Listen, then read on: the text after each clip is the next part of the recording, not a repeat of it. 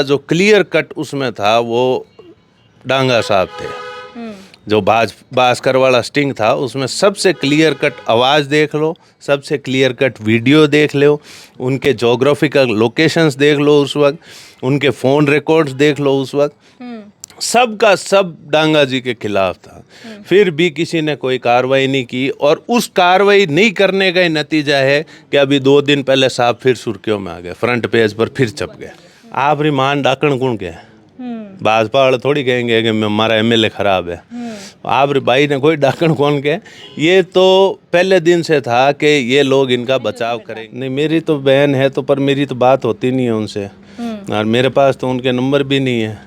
Number भी नहीं, बहन होने के नाते नहीं, ये तो मैंने चुनाव में भी कहा था कि मेरी उनसे कभी बात नहीं होती, ना मेरे पास उनके नंबर हैं और ना मैं चला के बात करता हूँ। बोल हिंदुस्तान की पंचायती यात्रा लगातार नागौर के लोगों से, नेताओं से संवाद करने की कोशिश कर रही है कि क्या समस्याएं हैं, नागौर की राजनीति क्यों चर्चाओं में रहती है। तो आपको बता दें कि नागौर में मिर्धा परिवार का नाम जो है राजनीति में एक दबदबे भरा रहा है हमेशा। हमारे साथ कांग्रेस से नेता मनीष मिर्धा हैं। सबसे पहले मेरा सवाल यही है कि नागौर में मिर्धा परिवार का एक समय पे बहुत दबदबा हुआ करता था, लेकिन अब चर्चाएं ऐसी कहती हैं कि अब आबो हवा बदल रही है, नागौर में मिर्धा परिवार जो है अब कमज़ोर होता हुआ देखा जाए। तो क्या ऐसी बात है?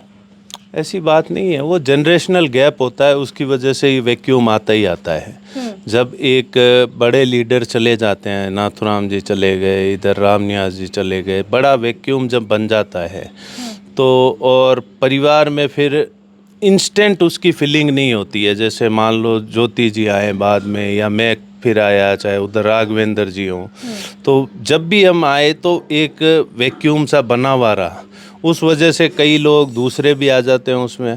पर मेरे को गांव-गांव में घूमता हूँ, मुझे कहीं पर भी ऐसा नहीं लगा कि जैसे नाथुराम जी को या बलदेव राम जी को लोग यहाँ भूल गए हैं। आज भी लोगों को याद है, आज भी उनकी चर्चाएं चलती है, आज भी उनकी कहानियाँ चलती है, आज भी उनके ही संघर्षों को याद करते हैं। संघर्ष अगर किसी के याद करते हैं तो बलदेव राम जी के करते हैं, नाथुराम जी के करते हैं, क्योंकि ज़मीनों का हक दिलाना, किसी के पास कुछ नहीं था, यहाँ पर दूसरों की ज़मीनें बात देते हैं, वहाँ से ज़मीनों का हक दिलाना। और उस वक्त का वो ऑर्डर बहुत फेमस है, जब दादाजी रेवेन्यू मिनिस्टर थे तब आदेश निकाला था, हर पटवारी हर तहसीलदार को कहा था गांव-गांव खेत-खेत निकल जाओ, जिस खेत में जो आदमी हल लेकर खड़ा है उसके नाम ज़मीन कर दो। तो ये आदेश उस वक्त की करामात थे, इसलिए वो उनको याद करते हैं और आज भी याद करते हैं और ससम्मान याद करते हैं। तो हो सकता है थोड़ा बहुत वैक्यूम बीच में ज़रूर आया हो, क्योंकि जनरेशनल गैप आ गया, पर ये नहीं कह सकते कि मिर्धा परिवार का नाम खत्म हो गया। तो उस वैक्यूम में किसी और ने जगह ली, आपने बोला कि नए लोग जुड़ जाते हैं, तो आप किनको मानते हैं कि जब वो जगह छूटी तो उसमें नए लोग नागौर की राजनीति में आ गए? बहुत से लोग आए, बहुत से लोग आ गए, और सिर्फ बहुत से लोग वही नहीं आ गए, सेकंड जनरेशन भी आ गई, सिर्फ एक पीढ़ी नहीं आई है। आप देखिए, मैं तीसरी पीढ़ी हूँ नाथुराम जी की, तो 1-2 पीढ़ी बीच में आ गई हैं। तो कई लोग आए हैं, चाहे उनमें नागौर सांसद ले लीजिए, आप हनुमान जी को ले लीजिए, चाहे उधर रूपाराम जी डूडी साहब को ले लीजिए, फिर चेतन जी आ गए उनके बाद में, चाहे कितने ही आप लीडर हर कॉन्स्टिट्यूंसी में आप देख लीजिए, अब थर्ड जनरेशन आने लग गई है। तो गैप जो था वो 1 या 2 जनरेशन का आ गया था, उसमें आते गए, हमारे परिवार से भी आए, दूसरे लोग भी आते गए, पर वो जो एक वो दबंगई का जो वैक्यूम था वो आज भी लोगों में है। आज हमसे, मेरे से लोग यही एक्सपेक्ट करते हैं, जब भी मेरे को देखते हैं कि मैं कैसे बोलता हूँ, मैं दबता तो नहीं हूँ, मैं डरता तो नहीं हूँ, मैं खुल के बात रखता तो हूँ, तो वो दबंगई उनको नाथुराम जी वाली जहाँ पर पे दिखेगी, उनके पीछे वो हो जाएंगे। लेकिन आज के समय में मिर्धा परिवार की जो राजनीति है वो बहुत इंटरेस्टिंग है। एक तरफ आप कांग्रेस के नेता हैं, तो आपकी बहन है ज्योति मिर्धा, वो बीजेपी की नेता है, कद्दावर नेताओं में गिनी जाती हैं। तो कभी ऐसा नहीं लगता कि जब बात होती हो या फिर चर्चाएं होती हो कि आज के समय में जो मिर्धा परिवार है वो आमने सामने है? नहीं, राजनीति में होता ही रहता है, ये तो हमेशा कौरव और पांडव भी तो लड़े ही थे, ये तो धर्म युद्ध है, ये तो चलते रहते हैं। राजनीति में देखिए, उनकी एक कोई विचारधारा होगी या उनकी अपनी कोई मजबूरियां होंगी, विचारधारा तो मुझे लगता नहीं है कि ऐसी कुछ होगी, क्योंकि विचारधारा तो बचपन से ही कांग्रेस की है। हाँ। पर कोई मजबूरियां होंगी जो गए होंगे उधर। तो क्या क्या ऐसी मजबूरी थी उस समय की? अब वो तो वो बता सकते हैं उनकी क्या आपकी भी तो बहन है ज्योति मिर्धा। नहीं, मेरी तो बहन है तो, पर मेरी तो बात होती नहीं है उनसे, और मेरे पास तो उनके नंबर भी नहीं है।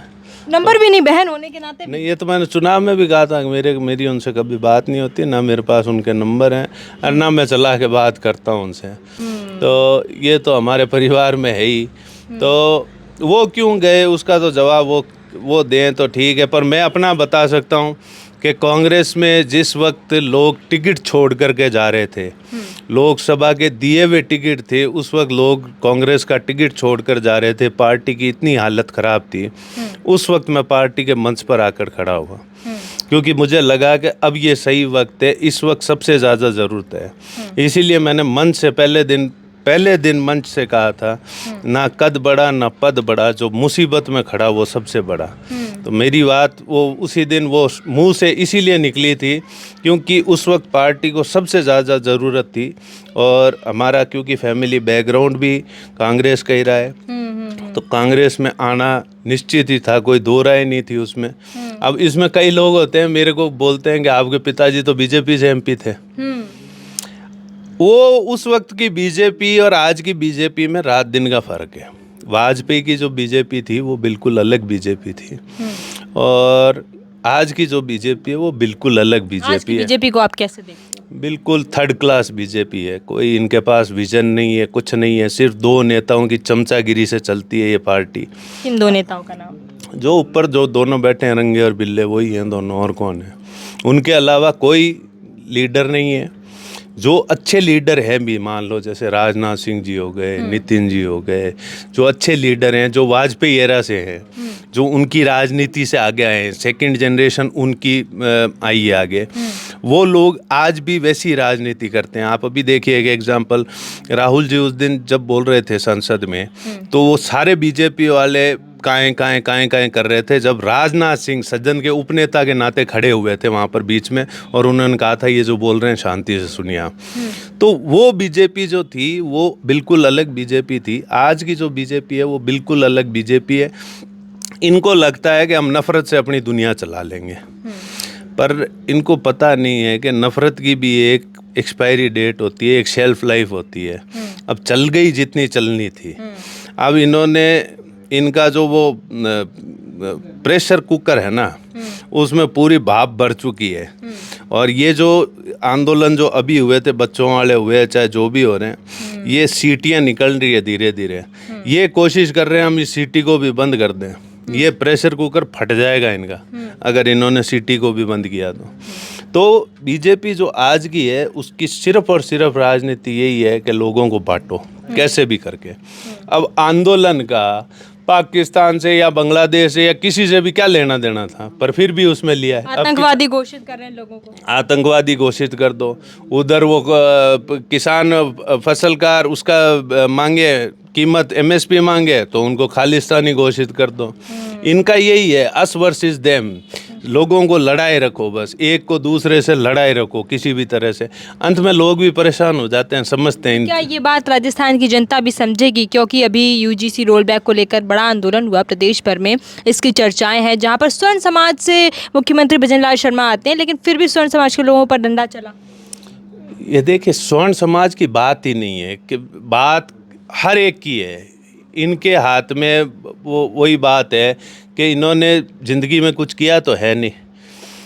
पार्टी ऑफिस में चाय समोसे खिलाएं ज़िंदगी भर लोगों को, जो आए थे उनकी सेवा करते थे। ये तो वहाँ से सीधा मुख्यमंत्री बना दिया। अब बांद्रा का हाथ मुँह अचानक उस्तरो आजाद बिन समझ में को नहीं आवे, करूँगा ही तो खुद के ही चीरा ठोके। तो वैसे ही ये खुद के चीरे लगा रहे हैं।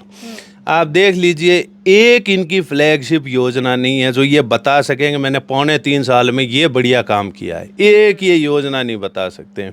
हर दूसरे दिन दिल्ली चले जाते हैं, दिल्ली अप डाउन करते हैं। पता नहीं राजस्थान का मुख्यमंत्री किस लिए बना दिया। और मुझे तो लगा भी था जिस टाइम इनकी घोषणा हुई थी, भजनलाल शर्मा, वो स्क्रीन पे फ्लैश हुआ था, मैंने तो गूगल किया था मैं कि ये है कौन भजनलाल शर्मा। कोई नहीं जानता था उस वक्त। मुझे तो लगा था मैं कि दिल्ली का कोई RSS का होगा और उसको यहाँ पे बना के भेज दिया। बाद में पता चला को तो चुनाव लड़ाया है यहाँ से, सांगानेर से चुनाव लड़के, जबकि ये सांगानेर के हैं भी नहीं, ये तो भरतपुर के हैं। वहाँ से ला करके इनको यहाँ पे चुनाव लड़ाया और इनको बना दिया। अब विद्याधर नगर और सांगानेर 2 ऐसी सीटें हैं जो बीजेपी का स्ट्रॉन्ग पॉइंट मानी जाती है जयपुर में। इनको प्री प्लान तरीके से यहाँ से इसीलिए लड़ाया गया था ताकि यहाँ पे एक पर्ची बिठा दें, उसको हम दिल्ली से पर्चियाँ भेजते रहें और जैसी हम पर्ची भेजेंगे वो वैसा काम करेगा। इससे ज़्यादा इनकी कोई सोच नहीं है, इनका कोई लेना देना नहीं है। या तो सुबह उठेंगे तो हेलीकॉप्टर लेकर निकल जाएंगे, फिर आके वापस शाम को, या फिर सीधा सर्किट सचिवालय चले जाएंगे, सचिवालय में जाके रिव्यू मीटिंग करेंगे। ये समीक्षा बैठक मुझे आज तक समझ में नहीं आई, ये समीक्षा कर किस चीज़ की रहे? पुरानी सरकार की सारी योजनाओं की समीक्षा कर रहे हैं। जो अच्छी योजनाएं थी उनको होल्ड पे लगा दिया इन्होंने, ज़्यादातर योजनाएं हैं उनके फंड्स रोक दिए इन्होंने। कई ऐसी योजनाएं थी, अब जैसे आप चिकित्सा में देख लीजिए, मुख्यमंत्री की जितनी योजनाएं थी, जिन्होंने मुफ्त दवा से लेके मुफ्त जो इक्विपमेंट मिलते थे, सब चीज़ों में इन्होंने सब चीज़ों पर रोक लगा दी, वो बंद करा दिए। शिक्षा में आप देख लीजिए, 3rd ग्रेड शिक्षक का चल रहा है, इधर अपने वोकेशनल टीचर्स का चल रहा है। तो जहाँ पर भी जो हर जिले हर तहसील में इनके खिलाफ आंदोलन चल रहे, एक तो आज ही जाके आए हम, वो भी अंबुजा से वो भी इनके खिलाफ चल रहा है। तो हर तहसील में हर जिले में इनके खिलाफ केवल धरने ही धरने चल रहे हैं। तो आप बताइए खुश है कौन इनसे, और किस चीज़ से खुश हो? भाई आप किसी भी गांव में चले जाइए, बिजली की समस्या आज ही ट्रिपिंग के नाम पर कितने ही घंटे बिजली बंद रहती है। अच्छा, दूसरी चीज़ क्या है बिजली में, आप गांव-गांव सुन लेना, इनकी जो ज़्यादातर मैं जो सुनता हूँ क्रॉस वायरिंग की हुई है। क्रॉस वायरिंग से होता क्या है कि एक गांव में फॉल्ट होता है तो वो 3-3 4-4 गांवों की लाइटें जाती है। अब वो भी घंटों तक अंधेरों में बैठे रहते हैं। फिर दूसरा इनका पानी का ले लीजिए, पानी की किसी भी गांव में JJM में, ये कहते हैं ना हमने ये चलाई है, प्रधानमंत्री की फ्लैगशिप योजना है JJM का, आप किसी भी गांव में ले लीजिए, किसी भी गांव में प्रॉपर पानी नहीं आ रहा है। कई गांव तो ऐसे हैं, हमने लाइनें खुदवाई है, बोफली से लेके लेगांग ढाणी की, वहाँ की वो पाइप खुदवाया नीचे, उसकी स्टेटस रिपोर्ट मांगी, पाइप खोदे तो उसमें से मिट्टी निकली थी, क्योंकि उसमें कभी पानी गया ही नहीं था पाइप में। 1.5 साल से वो पाइप सिर्फ डाले हुए ही हैं। कई जगह तो ऐसी है जिसमें पाइप ही नहीं डाले उन्होंने, वहाँ से ही वो टूटी वाला जो होता है और नल वो निकाल के लगा के छोड़ दिया उन्होंने, पीछे वो किसी से जुड़ा हुआ ही नहीं है पीछे, बस वो पाइप वहाँ पे लगा दिया। तो ये तो क्या है कि भ्रष्टाचार में डूबी हुई सरकार है। इनको सिर्फ और सिर्फ पैसे खाने, अब इनको पता है कि ये वापस नहीं आने, तो ये ताप के ठोक रहे हैं। अब जितना इनका मर्जी चल रही है वैसे धन खा रहे हैं। और सिर्फ यही नहीं खा रहे, सेंटर में भी, सेंटर का भी यही हाल है। जितने आप इंफ्रास्ट्रक्चर प्रोजेक्ट ले लो, आप महंगे से महंगे, कोई बता रहे 12,000 करोड़ का है, कोई 34,000 करोड़ का है, ये जितने हज़ारों करोड़ के 12-12, 15-15, 20-20 दिन में सारे के सारे टूट के अलग होने हैं। तो ये क्यों हो रहा है? क्योंकि पैसे खाए हुए हैं, प्रॉपर काम किया हुआ नहीं है। तो ये भ्रष्टाचार में डूबे हुए हैं। चाहे भाजपा सेंटर की ले लो, और यहाँ वाली भाजपा का तो मतलब ही नहीं।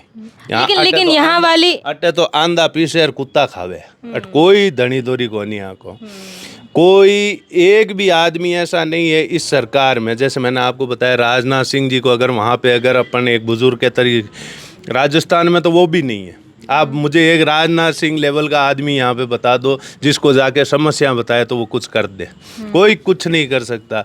भजन लाल जी के हाथ में कुछ है नहीं, पूरा का पूरा चलाती है जो ब्यूरोक्रेसी चलाती है। इन्होंने जो बीजेपी ने सेंट्रलाइजेशन जो किया है वो पूरा ब्यूरोक्रेसी के हाथ में दे दिया। तो कुल मिला के सरकार ब्यूरोक्रेसी से चल रही है। ब्यूरोक्रेसी बिल्कुल 100% चल रही है। आप देख लीजिए, मैं आपको एग्जांपल बताता हूँ। 2 दिन पहले गई, कल या परसों गई, डेगाना में नागौर कलेक्टर का विजिट था। ये कोई पौधरोपण के लिए गए थे। डेगाना MLA साहब वहाँ पे उनकी गाड़ी में साथ में बैठे हुए थे। गांव वाले कुछ आए अर्जी देने के लिए, कलेक्टर साहब वहाँ पे खड़े होके अर्जी पढ़ रहे हैं और वो MLA साहब पास में आके ऐसे यूं खड़े हैं उनके। मतलब आप देख लीजिए, गांव वालों को भी अपने जनप्रतिनिधि पे भरोसा नहीं है, वो उस कलेक्टर को दे रहे हैं। अरे भाई, वो लाखों वोटों का धनी है, एमएलए है वो। आप उसको पूछोगे कि उस कलेक्टर को पूछोगे? अगर पावर होगी तो वो कलेक्टर को बोल देगा बैठ यहाँ पे और ये तुरंत करवा काम। ये पावर होनी चाहिए। अच्छा, हम दिखवाते हैं, हम करवाते हैं। तो ये तो इनके एमएलए का लेवल है। और यहाँ वाले आपको पता ही है, अब जहाँ बैठे हैं 40% वाले, तो वो एक। लेकिन ये तो कहते हैं कि अगर हम पे भ्रष्टाचार के आरोप सही साबित होते तो भाजपा कार्रवाई करती। भाजपा कह रही है कि कोई कथित तौर पर नाटक हुआ था ये। आप रिमान डाकण कौन के? भाजपा वाले थोड़ी कहेंगे कि हमारा एमएलए खराब है। आप भाई ने कोई डाकण कौन के? ये तो पहले दिन से था कि ये लोग इनका बचाव करेंगे। आप देख लीजिए मदन राठौड़ जी का पहले दिन का स्टेटमेंट देख लीजिए, हम कड़ी कार्रवाई करेंगे, हम सख्त कार्रवाई करेंगे, हमारा जीरो टॉलरेंस, हमारा फलान टॉलरेंस। और 15 या 20 दिन बाद बिल्कुल ही बयान चेंज। ये तो उन पत्रकारों ने साजिश की थी, ये तो साजिश के रूप में वीडियो बनाया गया था। मतलब पूरी की पूरी एकदम 180 डिग्री घूम के वापस उल्टे चले गए वो। उनका हाल ये था कि पूरा का पूरा यू टर्न मार के वापस चले गए। इतनी बड़ी घटना हो गई। आप देखिए, सबसे ज़्यादा जो क्लियर कट उसमें था वो डांगा साहब थे। जो भास्कर वाला स्टिंग था उसमें सबसे क्लियर कट आवाज़ देख लो, सबसे क्लियर कट वीडियो देख लो, उनके जोग्राफिकल लोकेशंस देख लो उस वक्त, उनके फ़ोन रिकॉर्ड्स देख लो उस वक्त। सब का सब डांगा जी के खिलाफ था। फिर भी किसी ने कोई कार्रवाई नहीं की। और उस कार्रवाई नहीं करने का ही नतीजा है कि अभी 2 दिन पहले साहब फिर सुर्खियों में आ गए, फ्रंट पेज पर फिर छप गए। या 205 या 208 बीघा ज़मीन पर साहब कब्जो करी ओढ़ा बैठा है। तो इनको पता है अब क्यों सर में कुछ बटना नहीं है, वापस कभी आने नहीं है। अब जनता भी समझ जाएगी। अब दाब के ठोक रहे हैं, जनता समझे। जनता को तो अभी 2.5 साल बाद अक्ल आएगी। अभी कहाँ अक्ल आएगी जनता को? जनता को तो 2.5 साल पहले अक्ल गई थी, अब 2.5 साल बाद वापस आएगी। जो इनको चुना था और किन लोगों के वादों पर, क्या बातों पर इनको चुना था, और इनको मतलब क्या इन्होंने करके दिया है। आप विधानसभा में इनके सवाल का लेवल देख लीजिए, सवाल नहीं पूछ पाते। अब वो वहाँ पर सवाल नंबर 420 हा करके बैठ गए। अरे यार, आपको सवाल पूछने के लिए भेजा है, आप विधानसभा में एमएलए हैं, अपनी जनता के सवाल पूछिए। वो सवाल से कोई लेना देना ही नहीं है। आप वहाँ पे जा रहे हैं, बस हा हू करके वा रहे हैं। और भ्रष्टाचार पे भ्रष्टाचार आप देख लीजिए। लाइमस्टोन अवैध खनन में इनका नाम आ चुका है, फर्जी फसल बीमा क्लेम लेने में इनका नाम आ चुका है, भाई ज़मीनों पर कब्जे में इनका नाम आ चुका है, बायोडीजल में इनका नाम आ चुका है। और वो जो पत्री भास्कर में जो स्टिंग हुआ था वो तो है। 5 मुकदमे, तो ये 5 मामले तो ये बिल्कुल आपके सामने है। इतना सब कुछ भी हो जाता है, इतना बड़ा भ्रष्टाचार भी हो जाता है, फिर भी पार्टी जो है बख्श देती है। पार्टी तो बख्श नहीं है ना, क्यों? नीचे से लेके ऊपर तक चोर बैठे हैं। जब सारे के सारे चोर हैं तो किसको कह भाई? आदमी एक्शन तो वो ले ना जो उनमें से कोई एक ईमानदार हो। जब नीचे से लेके ऊपर तक सबको पता है कि सारे के सारे चोर है, तो एक्शन लेगा कौन? अगर कोई एक्शन लेने लगे, मान लो इनमें से कोई बड़ा एक लीडर तैयार हो जाए कि जी हम एक्शन लेंगे, तो डांगा जी जैसे तो वहाँ पे जाके बैठ जा करके साहब थांगे कौन खाए उड़ोगे, माने क्यों फालतू में रड़ाओ। तो डांगा जी तो वो काम भी कर सकते हैं। तो ये नीचे से लेके जब ऊपर तक भ्रष्टाचार चलता है तो सबको पता है कि कुछ नहीं होना है, क्योंकि सारे के सारे अवाम में सब नंगे हैं, सब चोर हैं। ये पूरी की पूरी भाजपा चोर है, नीचे से लेकर ऊपर। मैंने आपको कुछ देर पहले बताया, हाईवे वाला आप हाल देख लीजिए ना। ये कह सकते हैं कि ऊपर वाले के हमने नहीं खाया, सारे के सारे चोर हैं।